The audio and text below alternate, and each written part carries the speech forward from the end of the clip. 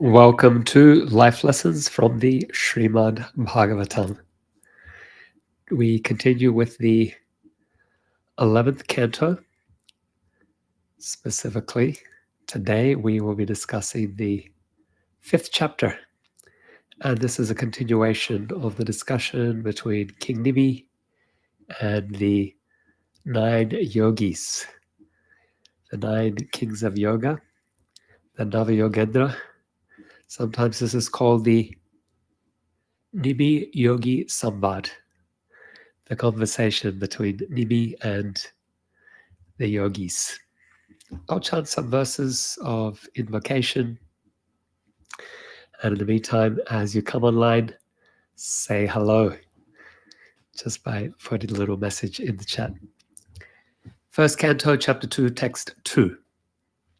Shri Suta Uvacha Ya Pravajantamanapeta Krityam Dvaipayano Viraha Kattara Ajuhaba Putreti Tanmayataya Taravo Binedus Tam Sarvabhuta Hridayam Monim Manantosmi. Srila Sutta Goswami said, "Let me offer my respectful obeisances unto that great sage, Sukadeva Goswami, who can enter the hearts of all. When he went away to take up the renounced order of life, sannyas, without leaving home, without undergoing reformation by the sacred thread or the ceremonies observed by the higher castes, his father Vyasadeva, fearing separation from him, cried out, 'O my son, indeed, only the trees, which were absorbed in the same feelings of separation, echoed in response to the bereaved father.'" Canto 1, Chapter 2, Text 3. Yasvanubhavam akila shruti sharamekam adyatmadiptam atitirti satam tamondam samsarinam karunayaho purana guhyam tam vyasasunam upayami guru muninam. Let me offer my respectful obeisances unto him, Shuka, the spiritual master of all sages, the son of Vyasadeva, who, out of his great compassion for those gross materialists who struggle to cross over the darkest regions of the material existence, spoke this most confidential supplement to the cream of Vedic knowledge after having personally assimilated it by experience. Welcome, Shama Manjari, joining us from South Africa. Shama Manjari says, "Hare Krishna" to Sri Prahlada and to all dear devotees. Let's bring Shama Manjari's comment up here for all to see. No, we're not getting a response. Here we are. Welcome, Shama Manjari. We also have with us Abhakta, joining from Christchurch, New Zealand. Always a pleasure to have your association. And Kirtina, joining us from Norway. Welcome, Kirtina. Thank you for being here, as you are every single time, every single class. On Instagram, we have with us Shyamali, we have Bhagavatam, Kon 4, Bharat Pariyani, Normal Plain Guy, and Ayaps. Yeah, don't quite know how to pronounce that. Welcome to all of you. Thanks for joining us for this discussion on the Srimad Bhagavatam.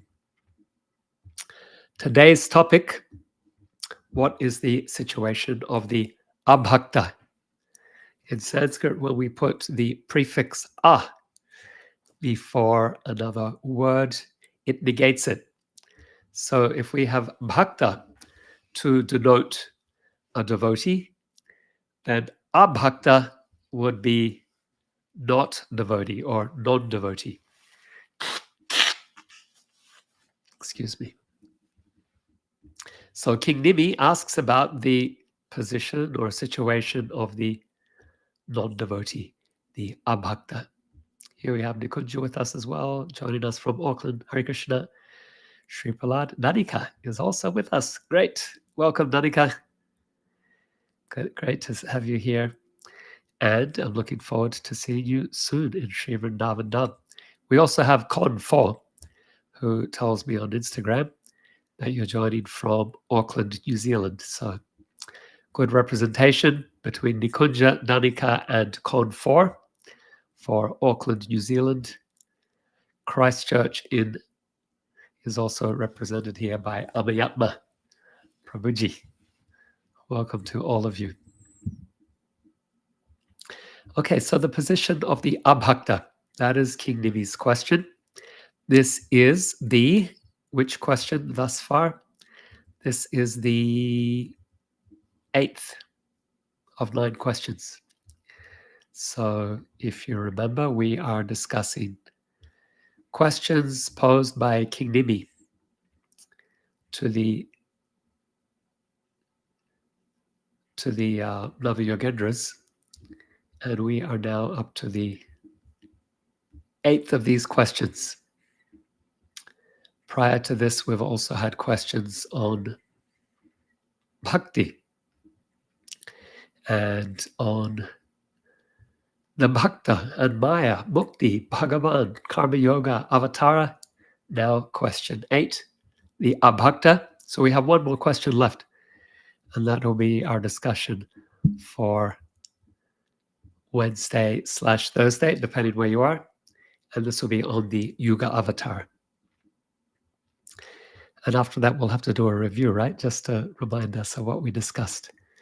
What was discussed between King Nimi and these kings of yoga, the Navayogendras.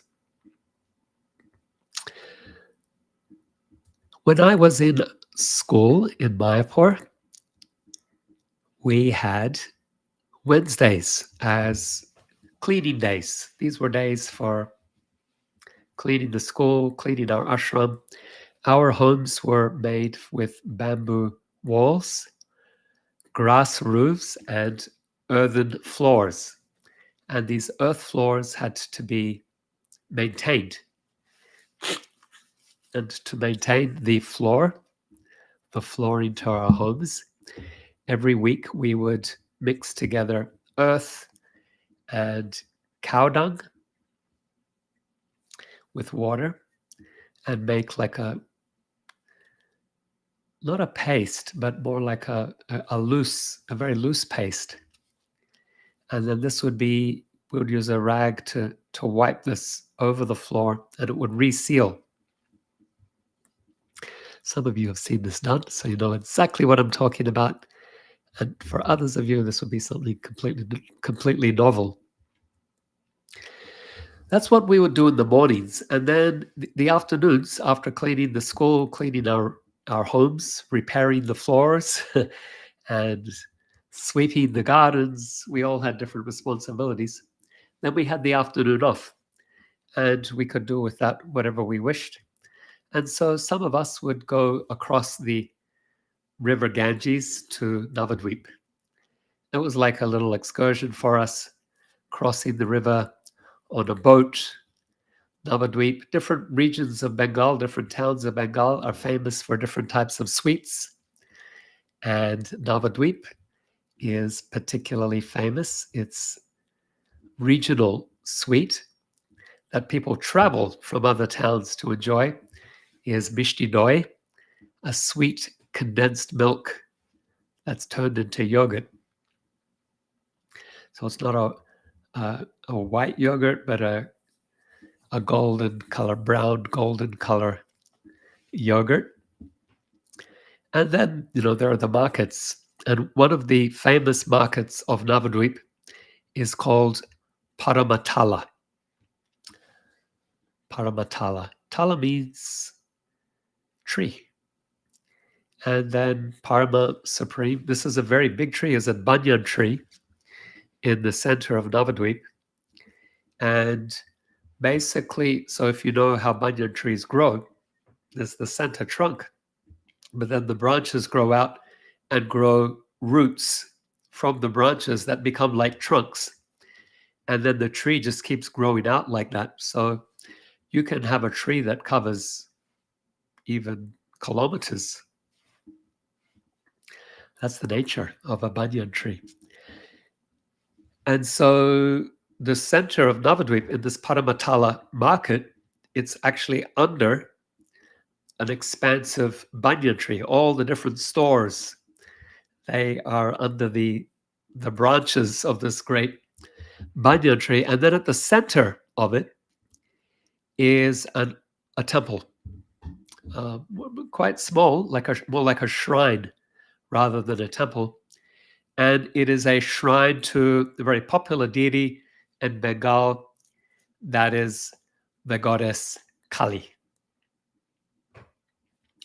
So if our visit to Navadvip would coincide just by chance, not by design or planning, but if it would coincide with the day after the dark moon, then when we came to that particular part of Navadvip, the Paramatala market, we would see lots of blood in all the gutters throughout the market. Why, do you ask, would we see blood? This is because the night before, on the dark moon night, people would have been sacrificing animals. They would sacrifice goats or chickens or buffaloes. Buffaloes are more expensive, so less buffaloes, but goats and chickens. Quite popular offerings to goddess Kali. So these Kali worshippers, they are followers of the Veda. Excuse me. They consider themselves righteous, pious Hindus. But from a Vaishnava standpoint, such behavior, animal slaughter, even as an offering to the gods, is cruel, even abominable. So then this poses an interesting contradiction, because generally we consider one who lives according to the Veda as pious. And if you follow Vedic conjunctions, you're living a pious, sinless life. But here, from a Vaishnava standpoint, this following of the Veda is, in fact, abominable. So that's an interesting contradiction for us to explore today. For context, remember, this is the conversation between King Nimi and the 9 yogis, Nava Yogi Samvad. We've had 7 questions thus far. This is the 8th question. Question 1, Bhakti. 2, Bhakta. 3, Maya. 4, Mukti. 5, Bhagavan. 6, Karma Yoga. 7, the Avatar. And now 8, the Abhakta, or the non-devotee. And so, let's dive in. Om Namo Bhagavate Vasudevaya. Om Namo Bhagavate Vasudevaya. Om Namo Bhagavate Vasudevaya. Today we're discussing Canto 11, Chapter 5, verses 1 through to 18. We will divide this into 3 sections. First, Varnasrama and its purpose, verses 1 to 3. The materialistic followers of the Veda, verses 4 to 12. And then the consequences of material attachment and ignorance, verses 13 to 18. So let's begin with the first section, Varnasrama and its purpose, verses 1 through to 3. King Nimi inquired after the Yogendras. Dear Yogendras, please explain the destination of those who, for the most part, never worship the Supreme Personality of Godhead, Hari, who are unable to quench their material desires and who are not in control of themselves. And so the Yogendra who will reply is Chamasa Muni. He says, each of the 4 social orders, headed by the Brahmanas, born from combinations of the modes of nature, from the face, arms, thighs, and feet of the Supreme Lord in his universal form, are to follow Vedic injunction. So we can just pause here. Who extended from the feet, from the face of the Lord is the Brahmanas, from the arms are the Kshatriyas, from the thighs are the Vaishyas, and from the feet are the workers or the Sudras. This is there in the Veda.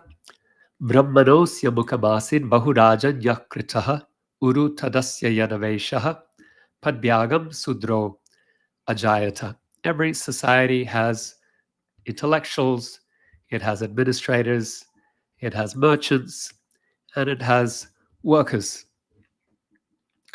And Chamasa is reminding us they extend from Krishna's form, from Krishna's own body.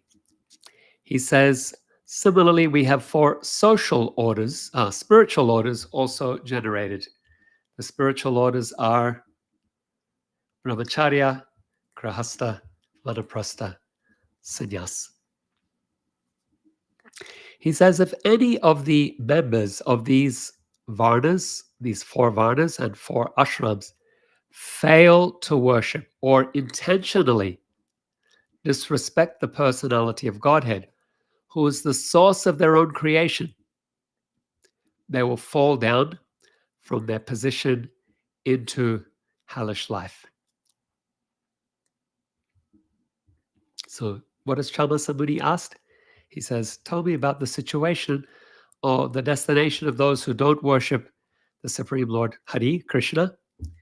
Chamasa saying, Chamasa Muni telling us, whether a Brahmana, Kshatriya, Vaishya, or Sudra, whether a Brahmachari, Grahastha, Vanaprastha, and Sannyas, if you don't worship Krishna, the Supreme Personality of Godhead, you will fall from your position into a hellish state of existence. What might be an example?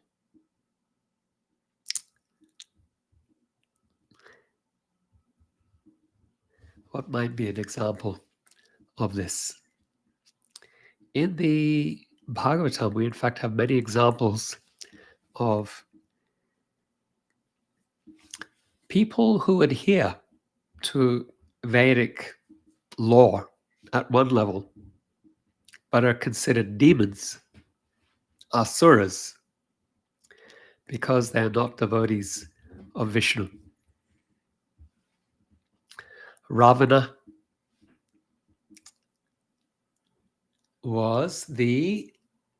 and Kumbhakan were in fact sons of Brahmanas. Yes, a Brahmana father and, as I understand, a demon mother.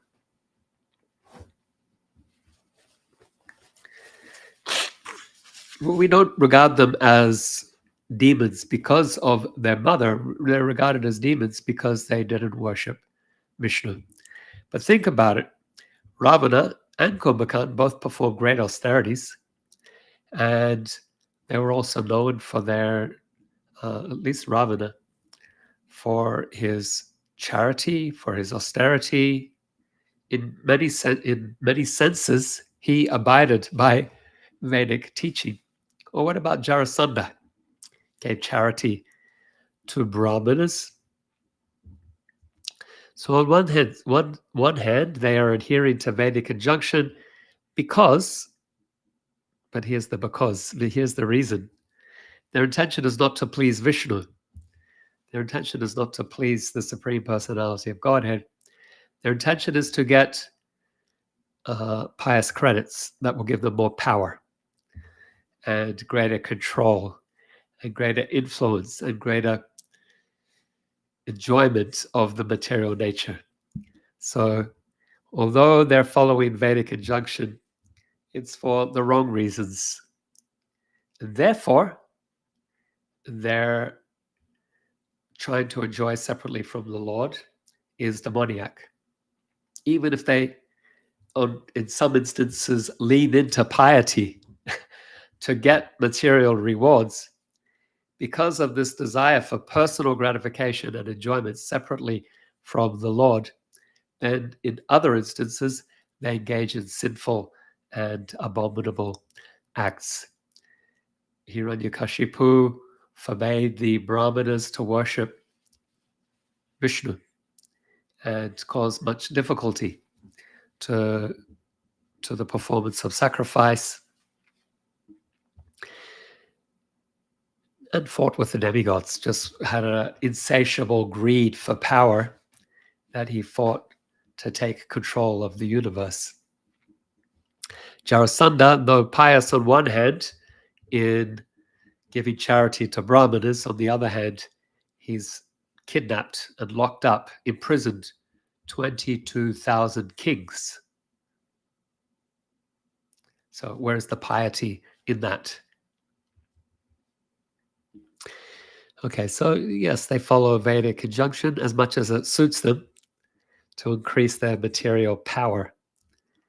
But that's not the purpose of the Vedas. Let's go further. Materialistic followers of the Vedas are described in verses 4 to 12. Chamasamuni says, there are many people who have little opportunity to take part in discussions of the Supreme Lord, and thus it's difficult for them to chant his glories. On the other hand, there are others who have opportunity, like Brahmanas or members of the royal order or Vaishyas. They have facility, they have wealth, they can take advantage of this, they can use this to engage in service, to have opportunities for supporting worship, to support the glorification of the Lord by holding festivals where Bhagavatam is recited, for example.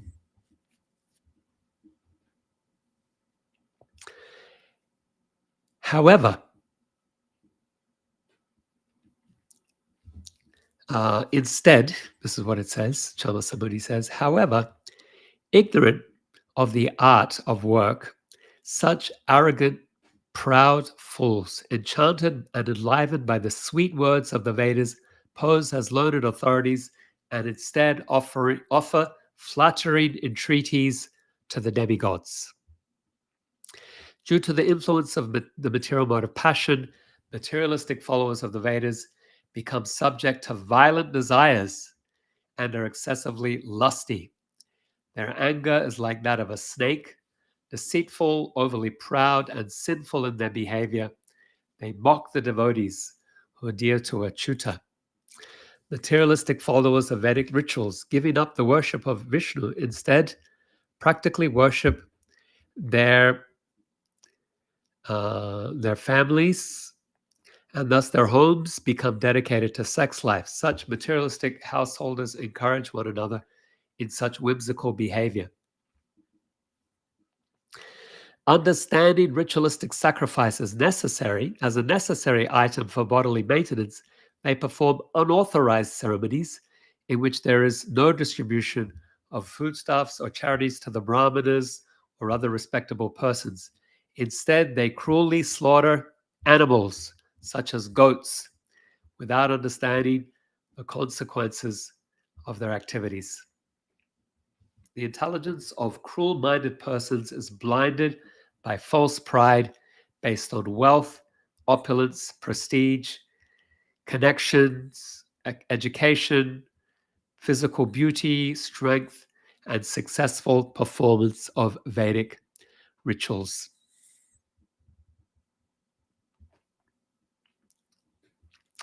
And so they don't take advantage of the opportunity to get the mercy, to attract the mercy of Lord Vishnu.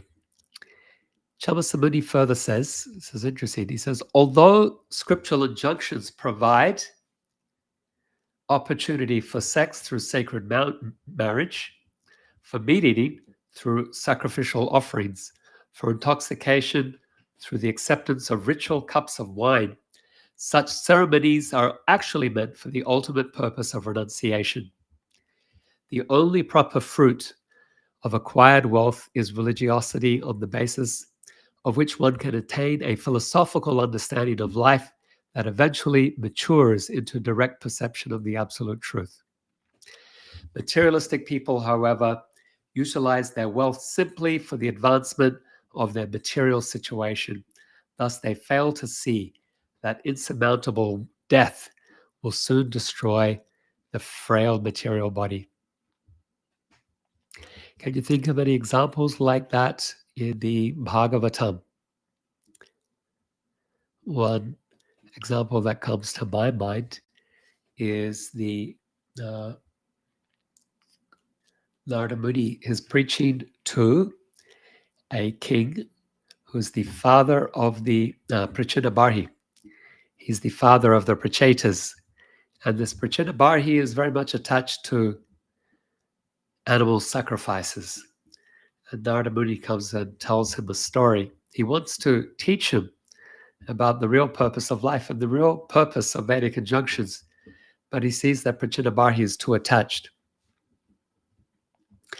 And so he tells him a metaphorical tale about Puranjana, a king who lived in a city of 9 gates.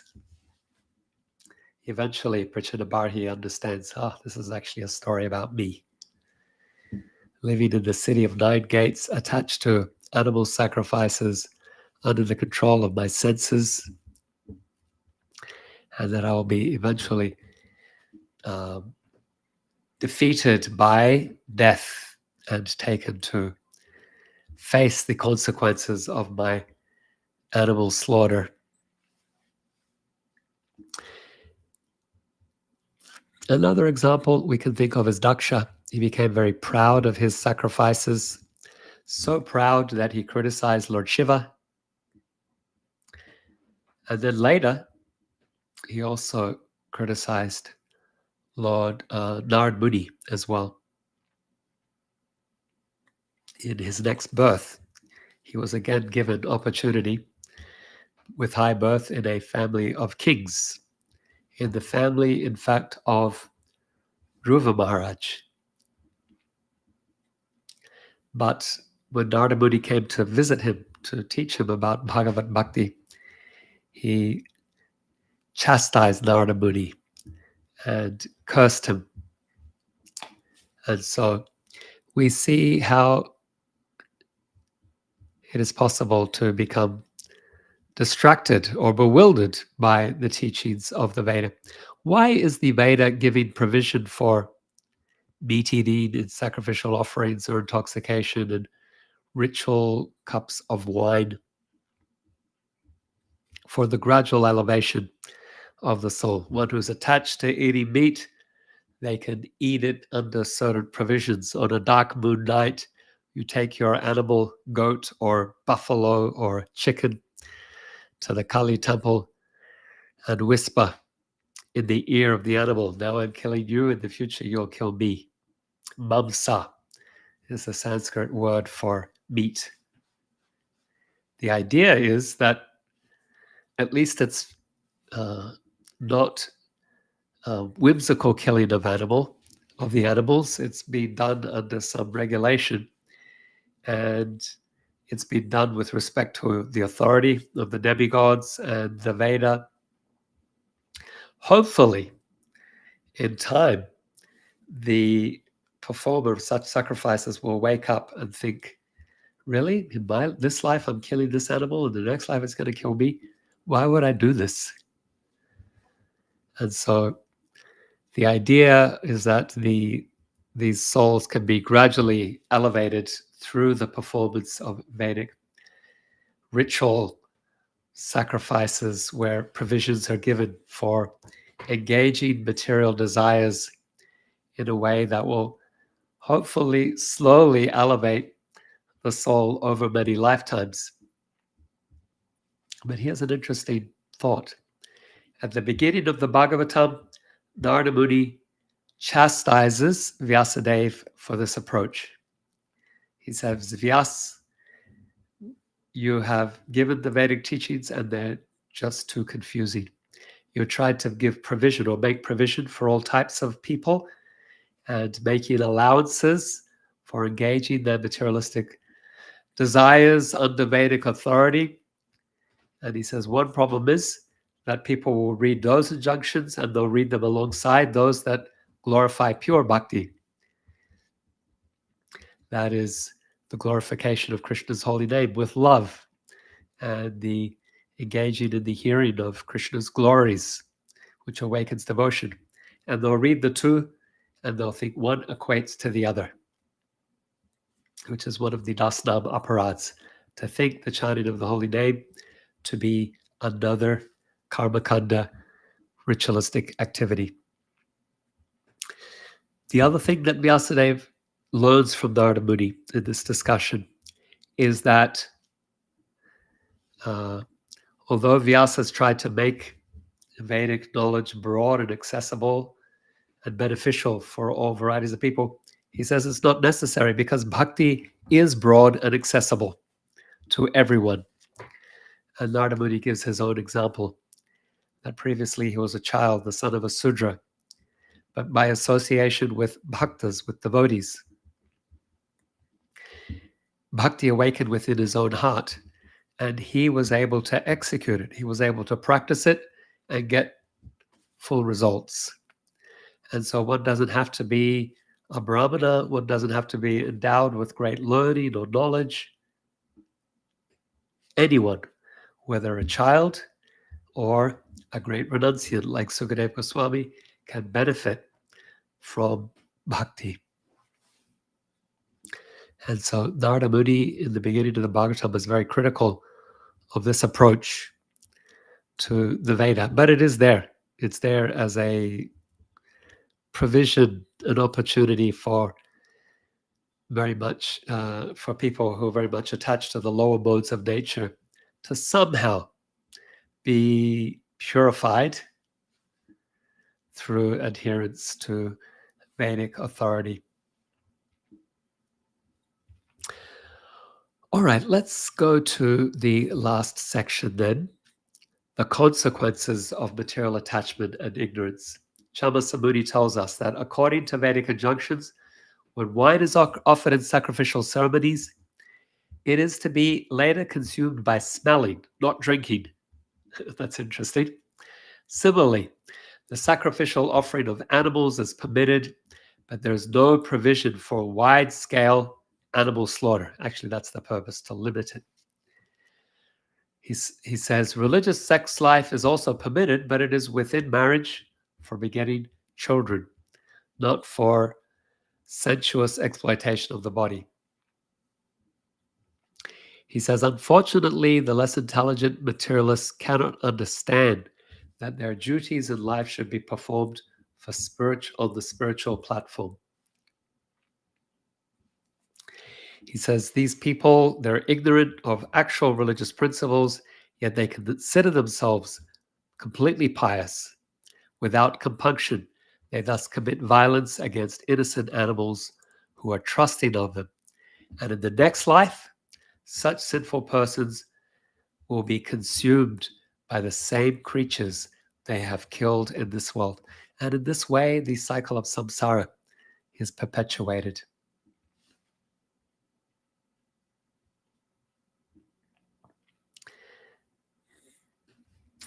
Those who have not achieved knowledge of the absolute truth, yet who are still beyond the darkness of complete ignorance, generally follow the threefold path of pious material life, namely religiosity, dharma, economic development, artha, and sense enjoyment, kama. Not having time to reflect on any higher purpose, they become what is referred to as atmahana, killers of the soul. This is very interesting, an interesting phrase, and we find this phrase atmahana in the Bhagavad Gita as well, and in the Ishopanishad. Atmahana. How can you kill the soul if the soul is eternal? We can reflect on that some more. The killers of the soul are never peaceful because they consider that human intelligence is ultimately meant for expanding material life, thus neglecting their real spiritual duties They're always in distress. They're filled with great hopes and dreams, but unfortunately, these are destroyed by the march of time. Those who have turned away from Vishnu, being under the spell of Maya, the illusory energy, are eventually forced to give up their so-called homes, children, friends, family, which are all created by the illusory energy, and enter against their will into the darkest regions of the universe. Very similar to the Ishu Upanishad. So, what is the Atmahana, the killer of the soul, if the soul can't be killed? Krishna says in the Gita, Nainam chindanti shastrani, nainam dahati pavaka, na chainam kledayantyapo, na society maruta. No one can, the soul can't be burned by fire, can't be moistened by water, withered by the wind.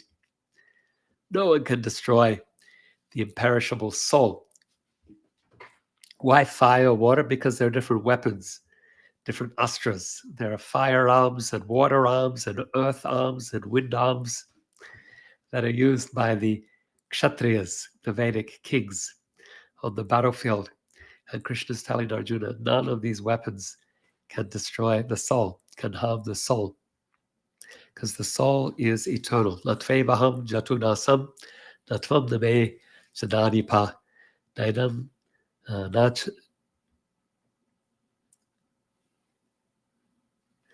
Latvevaham jatunasam. Sorry, my mind is going to other verses at the same time. Latvevaham jatunasam, natvevame janadipa. That never was there a time when I did not exist, nor in the future shall any of us cease to be. Na bhavisyati. Nor in the future shall we cease to be. We've always been, we always are, we always will be. And so, what then is the Atmahana? The Atmahana is one who kills the opportunity of the soul for spiritual upliftment and elevation. And the soul is killed in that sense, the soul's opportunity, particularly in this human life. If we misuse this human life, then we are Atmahana. We kill the soul's opportunity for spiritual advancement. We kill the soul's opportunity for becoming free from the cycle of samsara and returning to our constitutional position as eternal servants of Krishna, free of this material condition. So that is the Atmahana, the figurative Atmahana, killer of the soul, one who kills the opportunity for self-realization. And so these injunctions given in the Veda, they have their place, but it's strictly within a particular context. It's try to elevate people who are attached to the lower modes of material nature. Very often you'll find when you read sections of the Veda that make provision, for example, for meat eating or killing animals in sacrifice and then eating the flesh. Generally, at the very end of those sections, it will say, but for one who avoids meat altogether and offers vegetarian foods in sacrifice, then they have so much higher benefit. So, for example, in the Manu Samhita, Manu describes the different types of animals that might be sacrificed and then served for the Shraddha ceremony. And it's quite a long list of different hooved and cleved animals, birds, peacocks. At the very end, he says, but for one who offers no meat at all, but rather just offers vegetarian foods, he says such a person will get the benefit of 100 or 1,000 Ashvamedha yajnas. So a more intelligent person will read the long list, come to those final verses and say, okay, better to avoid meat eating altogether and just offer vegetarian food. Much less karma involved. And then if you offer the vegetarian food to Krishna, there's no karma. That food is not only karma free, but it is purifying. It is Krishna Prasad. And Krishna Prasad purifies the soul of all sin and karmic implication and awakens devotion for Krishna. Sarva dharman parityaja mam ekam sharanam vraja aham tvam sarva papebhyo moksha yishyami masucha. This verse now will become even more significant to us. Krishna says, abandon all dharma. So these injunctions in the Veda, you can kill this animal, you can kill that animal, you can offer this wine, and so on. Krishna is saying, let go of that dharma. It's dharma for those that are attached to passion and ignorance. Sarva dharman parityaja. And what should you do? Mam ekam sharanam. Just surrender to me. If you're afraid that you'll get some sin, maybe in offering that vegetarian food that is recommended in my service, don't worry. Aham tvam sarva papebhyo. I will free you of all sin-free action. Moksha yashami masucha. I will deliver you. Do not fear. In worshipping the demigods with buffalo sacrifices and so on, there is no freedom from sinful reaction. Sinful reaction will be reduced, but still one has to face the consequences of that and be killed by the same animal in one's next life. But in worshipping the Supreme Personality of Godhead Vishnu, there is no karmic reaction that one has to face because everything is offered to Krishna. Idam Krishnaya, idam namama. Everything we do, we should be making it as an offering to Krishna. Yat kuroshi rajnasi, yat juhosi dadasi, yat tapasyasi konteya, tat kurushva madarpanam. Whatever you do, whatever you eat, whatever you offer, whatever you give away, do it as an offering unto me. Such work, Krishna says, will not bind you.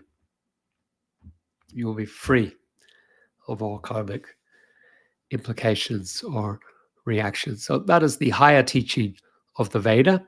And yes, there is a lower teaching in the Veda as well.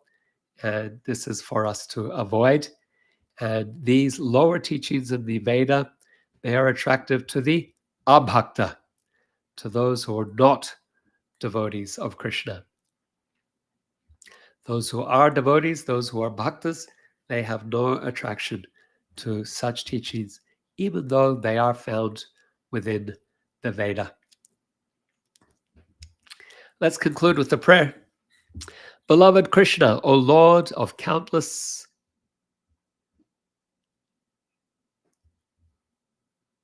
No, this isn't the prayer that I wanted to. Okay, this isn't the prayer that I had. I'll find the prayer because I did compose one. So let's bring it up.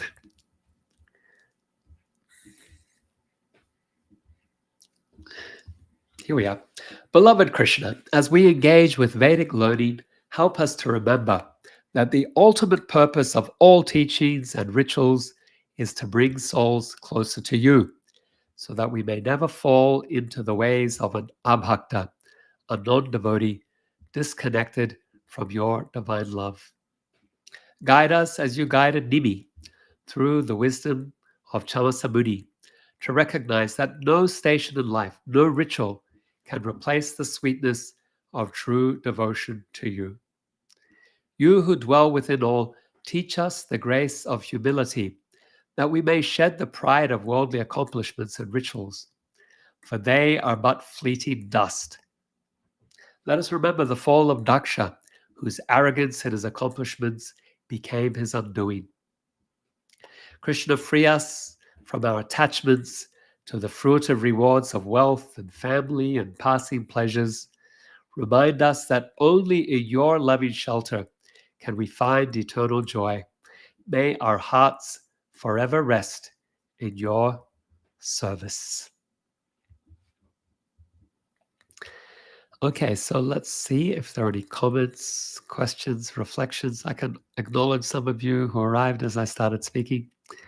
And in the meantime, if you have any questions or comments or reflections, share them. We have with us Janaki in Hungary, who says, Hare Krishna, welcome, thank you for being with us. Janaki, we also have with us Sujan, who says, Hare Krishna from Bangladesh, save Bangladesh Hindus. So thank you, Sujan, for that plea. There have been some political developments within Bangladesh that have also led to attacks on Hindu people, including devotees, including temples there in Bangladesh. So our heart goes out to those devotees and anyone facing injustice and persecution.